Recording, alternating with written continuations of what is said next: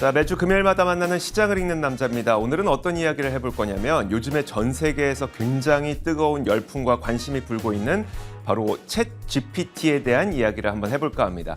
자, 이 챗 GPT는 그냥 쉽게 생각하면 이거예요. 인공지능 챗봇이라고 보시면 되는데 벤처 캐피털리스트 있습니다. 굉장히 유명한 분이고요. 샘 알트만이라고 하는 분과 요즘 세상에서 가장 바쁜 형님 중에 한 분이죠.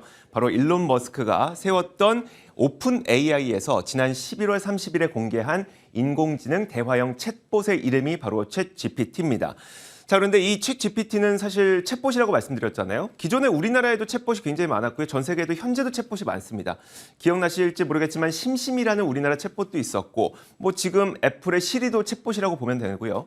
자, 그러면 기존의 챗봇 이미 많은데 이번에 이 공개된 챗봇 챗 GPT가 과연 무엇이 다르길래 전 세계 사람들이 이렇게 큰 관심을 보이는지 제가 직접 챗 GPT에게 질문을 넣어봤습니다.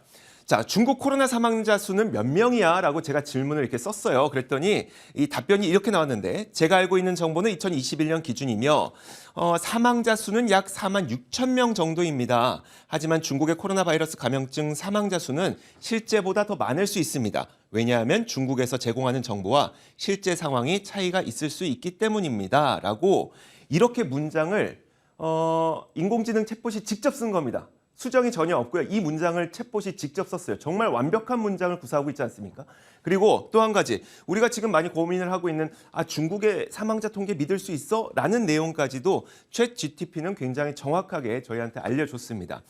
자, 그런데 한 가지 약간 의아한 점이 있어요. 사망자 수가 4만 6천 명이라고 적었는데 중국 사망자 수 4만 6천 명? 제가 혹시나 해서 구글 검색을 해봤습니다. 공식적인 통계로 잡히고 있는 구글의 이 중국 사망자 수는 현재 5,200명 정도 되거든요. 그런데 챗 GPT는 4만 6천 명이 사망했다고 얘기를 했어요. 물론 구글의 공식적인 통계도 지금 못 믿겠습니다만 지금 챗 GPT가 얘기하고 있는 4만 6천 명의 출처를 알 수가 없습니다. 여기에서 챗 GPT의 이 장단점이 구분이 되는데 일단 장점은 이겁니다. 자연어 처리가 거의 정말 완벽에 가까울 정도로 우수합니다. 사람이 말하는 것보다 문법을 더 잘 지켜요. 그리고 사람이 얘기하는 질문을 아주 정확하게 이해를 합니다. 다만 단점은 뭐냐면 지금 방금 팩트가 틀렸던 것처럼 마치 거짓을 사실처럼 말한다는 단점이 있습니다. 이게 학습에 의한 것이기 때문에 그런데 이런 가운데 그래도 자연어 처리가 정말 뛰어나다는 그 장점 때문에 전 세계 사람들이 많은 관심을 갖고 있는 건데요. 그럼 이렇게 자연어 처리가 가능한 이유는 바로 뭐냐면 바로 파라미터의 개수가 1750억 개를 기록하고 있기 때문입니다. 사람에 대해서 신경 전달 물질을 전달하는 게 시냅스라고 한다면 인공지능에서는 이것을 파라미터라고 부르는데 이 파라미터의 개수가 많으면 많을수록 인공지능의 기술 그리고 기능이 높아진다고 하거든요. 이 파라미터의 개수가 어마어마하게 많기 때문에 정말 사람처럼 말을 하고 사람처럼 이해하고 사람처럼 대답할 수 있는 그런 챗 GPT의 기능을 여러분들께서 보실 수 있습니다. 자, 그런데 이번 챗 GPT가 공개된 직후에 코드 레드를 발동한 곳이 있으니 이 코드 레드라고 하는 것은요. 그냥 단순한 경고라기보다는 즉각적인 행동이 필요할 때 보편적으로 이 코드 레드라는 경고를 발동을 하게 됩니다. 자, 바로 그곳은 구글의 검색 사업부였습니다. 자, 이 내용을 기사를 한번 보시면요. 뉴욕타임즈에서 나온 기사인데 구글 검색 사업부에서 코드 레드가 발동됐다면서 왜냐하면 챗 GPT가 전통적인 인터넷 검색 엔진을 대체할 수 있기 때문이다 라는 기사를 냈습니다. 자, 이 챗 GPT는요. 알고 보면 지금 굉장한 관심을 보이는 게 단순히 말 잘하는데 인공지능인데 이게 아니라 정말 거대한 빅테크 두 기업 간의 싸움으로 번지고 있기 때문입니다. 방금 말씀드렸던 챗 GPT가 공개된 곳은 오픈 AI라고 말씀을 드렸고요. 이 오픈 AI에 대해서 마이크로소프트가 지난 수년 동안 몇 차례 투자를 하고 있습니다. 일단 지난 19년에 10억 달러를 투자를 했었고요. 그리고 올해 바로 며칠 전입니다. 12월 19일에도 10억 달러를 추가로 투자했어요. 1조 2천억 원 그리고 1조 2천억 원 이 정도니까 거의 2조 4천억 원에 가까운 투자를 마이크로소프트가 오픈 AI에다가 했다는 것이죠. 그만큼 이제 앞으로 이 마이크로소프트가 오픈 AI 그 가운데 챗 GTP의 언어 기반이 되는 GPT-3 이것을 아마 마이크로소프트가 계속 사용을 하게 될 것 같습니다. 자, 그러다 보니까 실제로 마이크로소프트는 독점 라이선스를 확보를 하게 됐고요.